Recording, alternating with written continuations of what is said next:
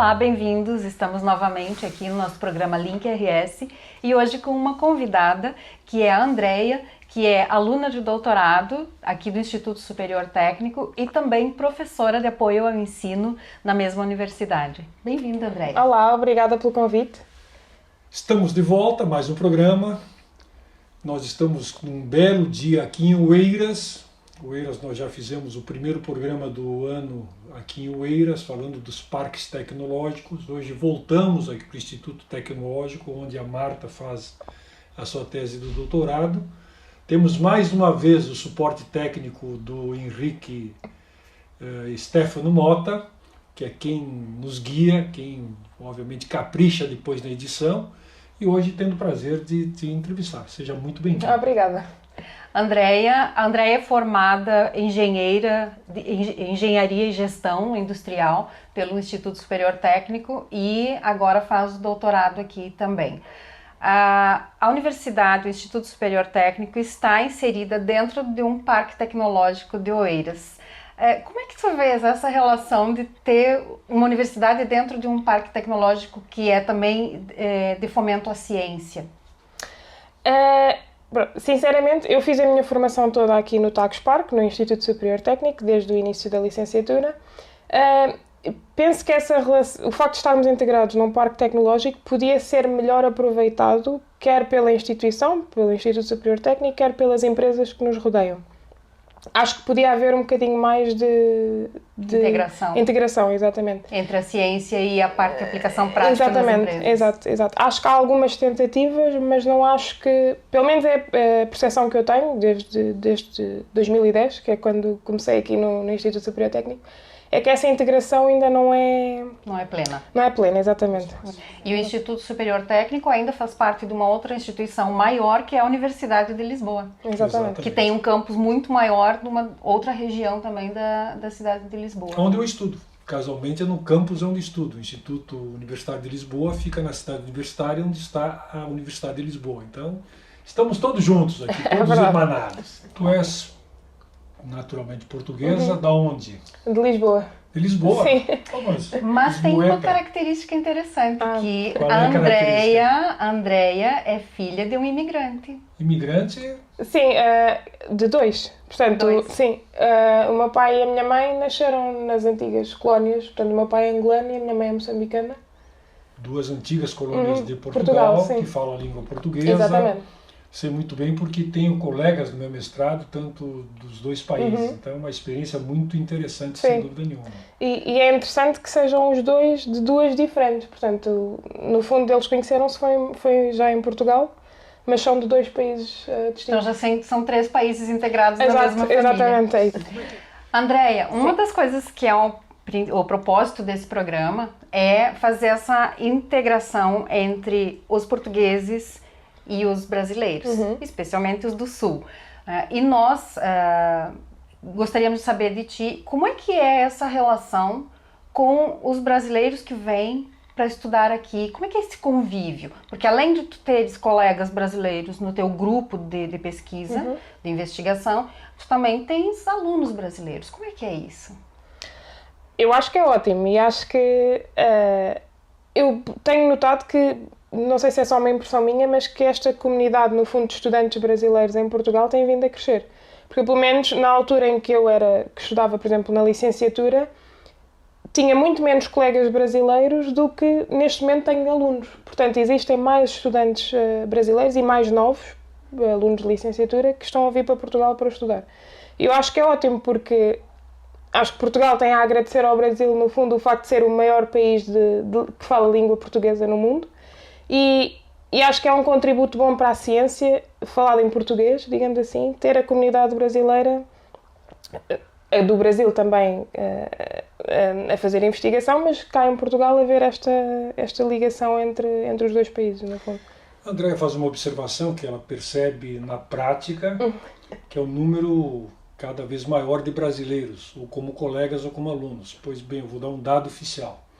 Segundo os dados oficiais de Portugal, dado pelo Serviço de Imigração de Portugal, em 2018 nós tínhamos aqui em Portugal 100 mil brasileiros legalmente morando, 100 mil brasileiros.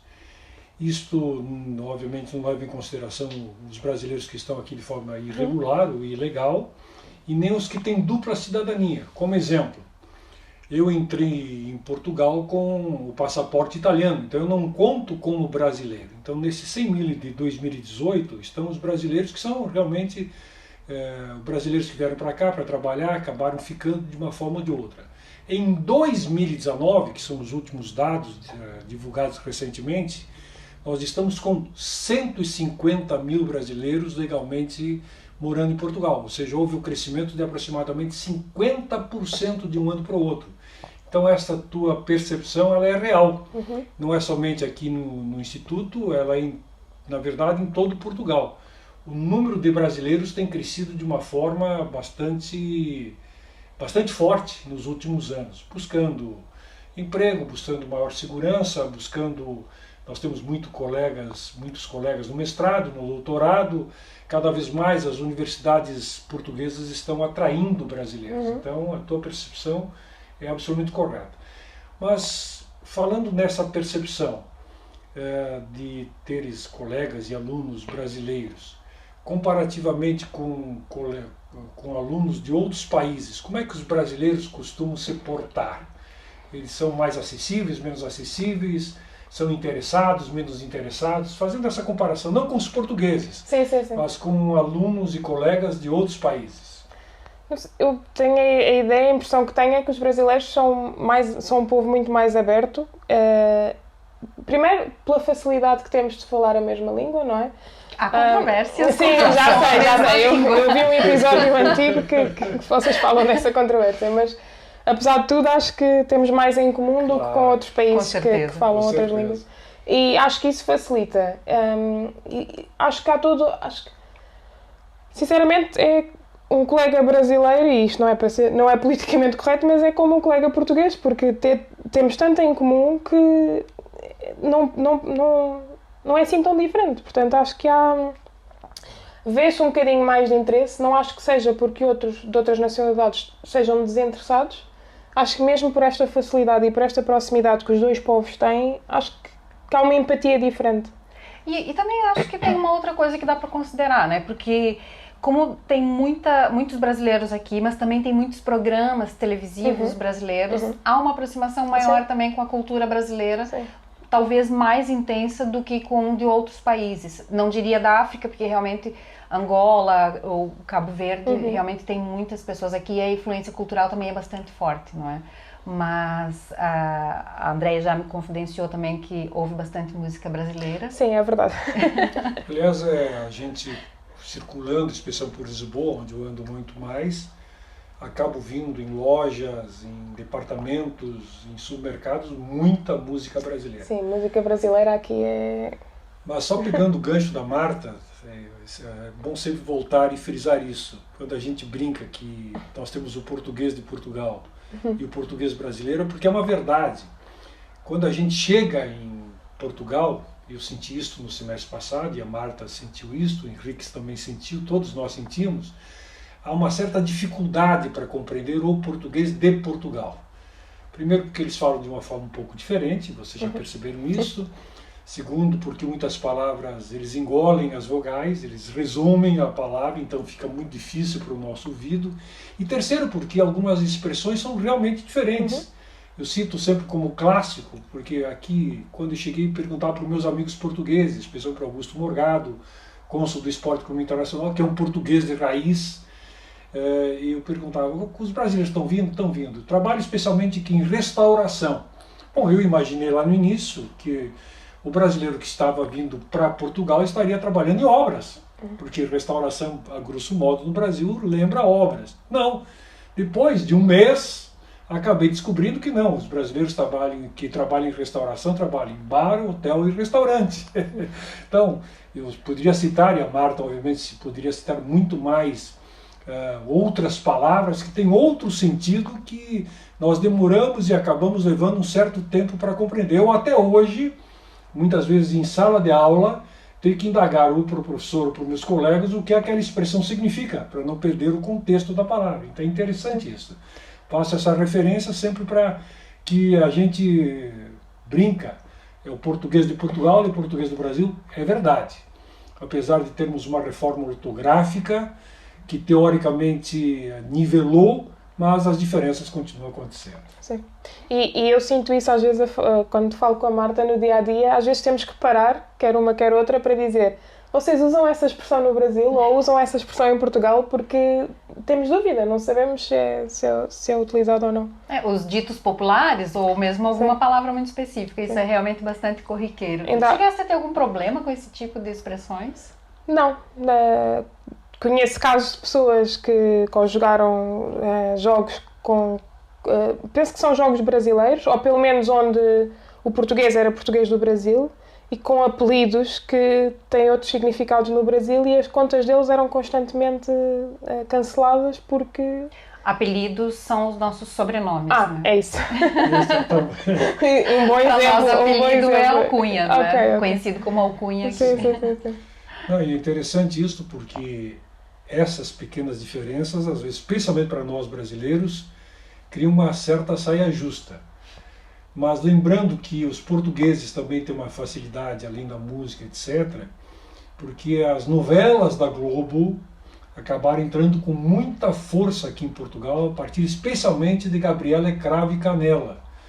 Segundo os meus amigos portugueses, todos eles entre 50, 60, 70, tem aliás um amigo de 80 anos, todos eles me dizem o seguinte: na época da Gabriela Cravo e Canela, Portugal parava.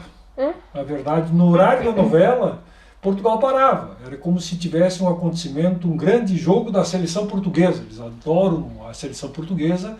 Portugal para quando a seleção portuguesa joga. E Gabriela Cravo e Canela, Portugal parava. Então as pessoas se programavam o seu horário de trabalho, de outras atividades, até o horário da novela. Entrava a novela, sai da frente. E isso acabou ensinando entre aspas, né, aos nossos irmãos portugueses várias expressões que eles compreendem e que para nós, ao contrário, já não se torna tão simples. Pois. Eu lembro-me de quando eu era mais jovem, penso que no Brasil nós não mudámos o nome, a Malhação. Sim. Pronto, que teve imensas temporadas. Eu vi imensas temporadas daquela telenovela, que nós depois, cá em Portugal, tivemos uma versão, digamos, da Malhação que era os Morangos com Açúcar, mas que vieram depois. Mas a ideia era essencialmente a mesma. Sim, porque há um detalhe interessante, porque normalmente, vamos supor, um filme que passe na rede normal de cinemas, Os Parasitas, que acabou de ganhar o Oscar, assisti há poucos dias aqui em Portugal, ele está adaptado na sua tradução ao português de Portugal. Mas as novelas brasileiras que passavam em Portugal, não. Simplesmente Exato. O Globo pegava o pacote, entregava em Portugal e a TV portuguesa passava normalmente. Então, são pequenas características que deram aos portugueses uma vantagem para compreender o português do Brasil. Sim. Uma coisa que eu queria comentar, Andréia, fugindo um pouquinho desse contexto agora, mas não muito, né? Muitas das pessoas que estão no Brasil têm interesse em fazer um intercâmbio, vir estudar aqui. A Andréia teve uma experiência também de ser intercambista. Ao mesmo tempo que nós aqui somos os estrangeiros na sua terra, e você tem esse contato com essas pessoas que vêm do Brasil ou de outros lugares, e acolhe essas pessoas, e eu posso dizer com tranquilidade que a Andréia acolhe muito bem todos que vêm para cá. Também a Andréia, e a gente tem esse choque cultural. Tu tiveste um tempo, 6 meses, nos Estados Unidos. Como é que foi essa experiência para ti? Antes não eras estrangeira, mas acolhia estrangeiros. E de repente tu és a estrangeira num outro lugar. Como é que foi essa experiência?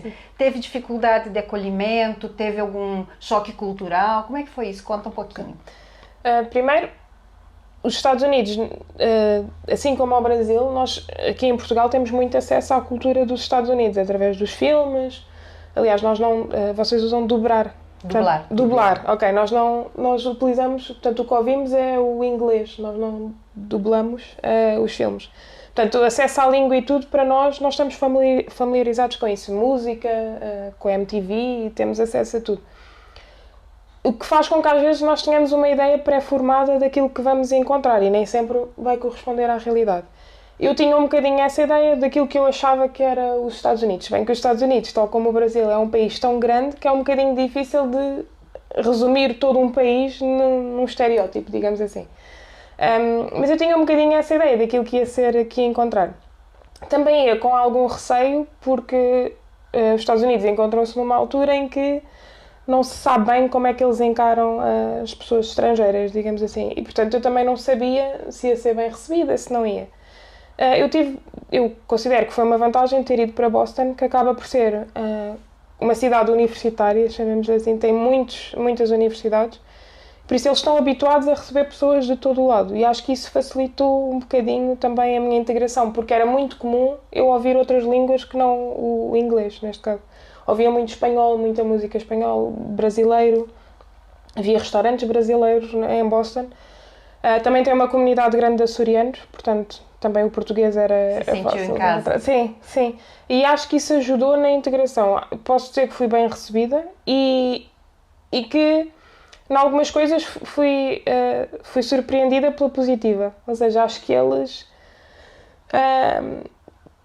alguns estereótipos que eu tinha na minha cabeça que seria o típico americano, digamos assim, eles mostraram que se calhar eu não estava assim tão certa. Um detalhe interessante também nesta comparação Brasil-Portugal, André acabou de falar que os filmes americanos não precisam ser dublados em Portugal. Por quê? Porque, obviamente, Portugal, que é um país com 10 milhões e 300 mil habitantes, a mesma população, casualmente, do nosso estado, do Rio Grande do Sul, 10 milhões e 300 mil habitantes. Não somos 210 milhões de habitantes que temos no Brasil. Exato. Mas Portugal tem um sistema de ensino público e privado, onde as crianças já na escola primária, e aqui continua a se chamar escola primária, tem como uma das línguas fundamentais o inglês. Então, naturalmente, o português, ou seja, o cidadão português já vem desde a sua infância aprendendo o inglês, o que é indiscutivelmente uma grande vantagem comparativa do ponto de vista da integração mundial, especialmente com países de língua inglesa. Então é importante essa observação, o que para nós no Brasil ainda é uma coisa impensável, porque nossas escolas ainda não têm esta qualidade de ensino, nós sabemos das dificuldades de aprendermos uma segunda língua, especialmente a língua inglesa, e que para Portugal faz parte do seu cotidiano. Muito bem. Andréia, queremos agradecer muito Obrigada pela participação. Acho que esclarece algumas coisas, especialmente assim, a parte do acolhimento, né, e essa experiência de convívio com outras pessoas de outros países, especialmente do Brasil. Sim. Muito obrigada. Obrigado eu pelo convite. Obrigado, Andréia. Ficamos por aqui em mais um episódio do nosso Link RS. Vai ao ar toda sexta-feira. Aguardem que toda semana teremos novidades, fazendo essa relação entre Portugal e o nosso querido e amado Rio Grande do Sul. Grande abraço a todos. Até a próxima.